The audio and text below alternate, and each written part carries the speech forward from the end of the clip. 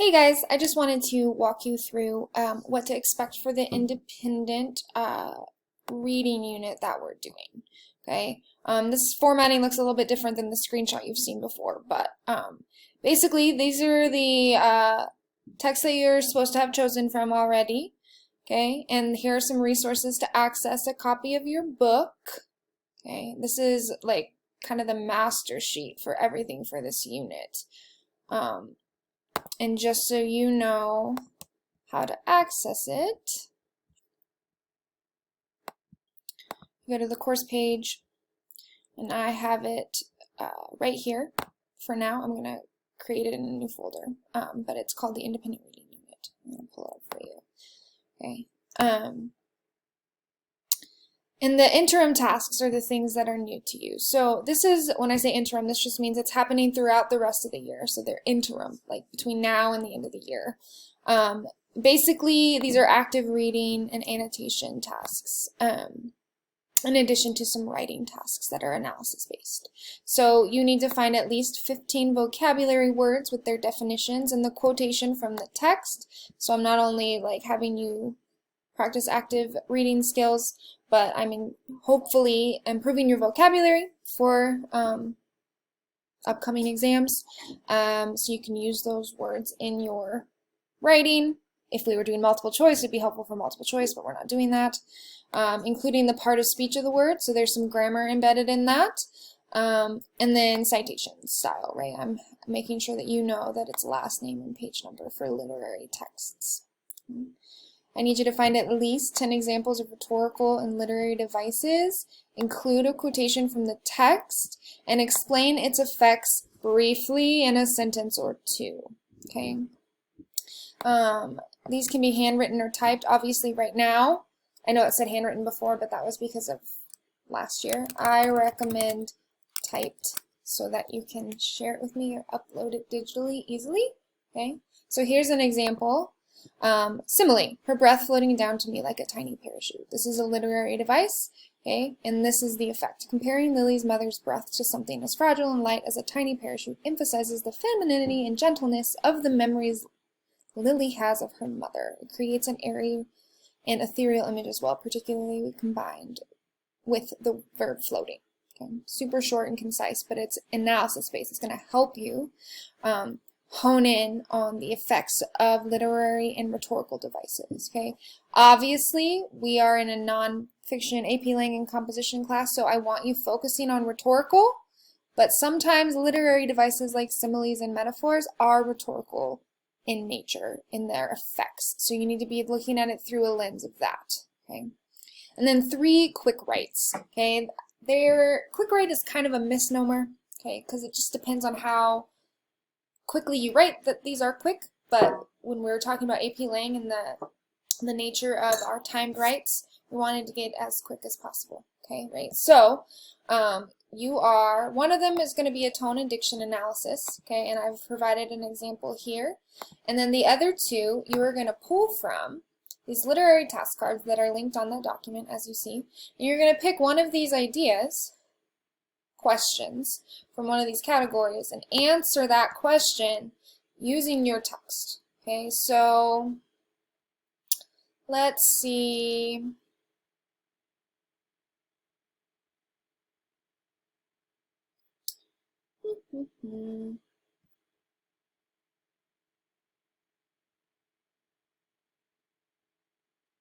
Trying to find a good one for like language.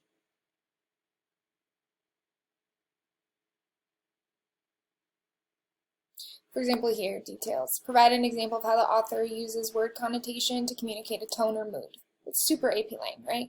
So this is where you're going to have to be kind of fastidious and discerning about what kind of question you're selecting, because you want to make sure that it's a question that's going to help you practice your rhetorical analysis skills. So for example, this one right here, create an illustration, that one might not be super relevant for what we're trying to accomplish here, but perhaps this next one or these next 2 are, right? It's because they're in a writing task. So I want you to not do any of the ones that ask you to create art, because I want us focusing on our writing skills, okay? Any of the other ones are fair game though. And try to challenge yourself. Don't just pick all the easy ones. Pick different ones. Like this one is a good one too, right? So how does this reading selection connect or relate to a current event? All kinds of stuff here for you to explore your text, okay? The ethics ones are really interesting as well. So like social norm or rule that was broken is an interesting one, especially if you choose like the true crime texts, okay? So there are 3 total, 2 to 4 paragraphs long. Some people have treated these as full essays just because they had a lot to say. Some of them just treated them as sort of short constructed responses. I'm looking for quality of writing over quantity. Okay? And here is an example of a quick write from last year. Okay? This student, Carly, read Jane Eyre, which is one of my favorite books of all time. And the quote that she selected, "Women are supposed to be very calm generally, but women feel just as men feel.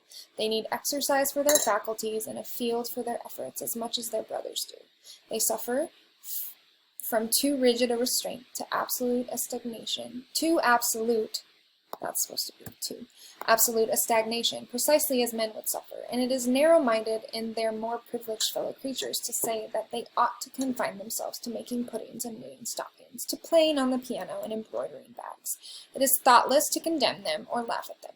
If they seek to do more or learn more than custom has pronounced necessary for their sex." And then here we have her response. Okay, so she selected the passage. This was the passage that she had most recently read, and she wanted to analyze the language here and its effect on the overall meaning of the novel as a whole. Okay, and that phrase, overall meaning of the novel or text as a whole, is a very AP prompt type question. You will see that in Lit, and it's basically asking you the so what. What is the so? Why does this passage matter? What's the so what? Okay. And you can see here, she has an opening. In Charlotte Bronte's Jane Eyre, Bronte explores sexism and asserts that women are far more capable than their allotted positions and structures allow. This belief is entirely valid in both modern and anachronistic times. In Jane's era specifically, women were primarily expected to modify themselves in order to find suitors. Although the impacts of sexism have become diluted over the years, gender inequality, and stereotypes especially, are still pronounced today, as shown through various statistics supporting the discrepancy between the amount of stay-at-home mothers and fathers.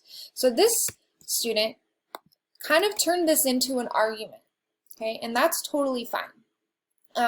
In response to the rhetoric and language of the text, she's decided to compile an assertion and explore that assertion, right? So she basically is looking at the role of the reality of Jane Eyre's society and how it's still present today. Using evidence from the text and then connecting it to present day. So that's just one option for the quick write. Okay, she turned it into an argument. That's perfectly fine because embedded in that argument is also analysis. What I hope that you see, if you read this one, you'll notice like this scored a 9 because of the sophistication of language. So this would get a 6 on the new rubric, and then some if I could. But there's a lot of freedom here, right? You can kind of make these quick writes what you want them to be, so long as you are writing quality work, right? So she took an analysis task and kind of turned it into an argument as well. That's awesome if you can do that, right? There are 3 total of those quick writes, and then obviously the other 2 tasks here, okay? And this is what it ends up looking like when we talk about the scope of the unit as a whole, okay? I've broken it into some like chunks so that you're not doing this all at once in the last minute, because I know it's hard to hold ourselves accountable at home. I know I'm having just as much of an issue being productive at the right times of the day, okay? So please note,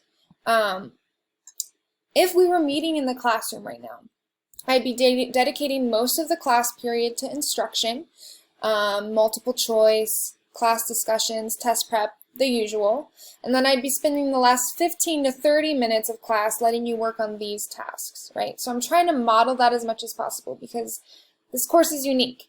Not only do we have the coursework that I want us to do, the reading and the classroom task, but I'm also trying to prepare you for the exam, right? And so I want to make sure that we're doing both. The nice thing is we don't have to worry about multiple choice anymore, but that means that these tasks here, right, so these independent reading novel tasks are to be completed independently and are in addition to any live instruction or on-demand videos or time writes that are occurring throughout the rest of the year. All right, so we kind of have two purposes that we're fulfilling here. Your independent reading, whose purpose is to broaden your horizons, practice reading skills, practice analysis skills.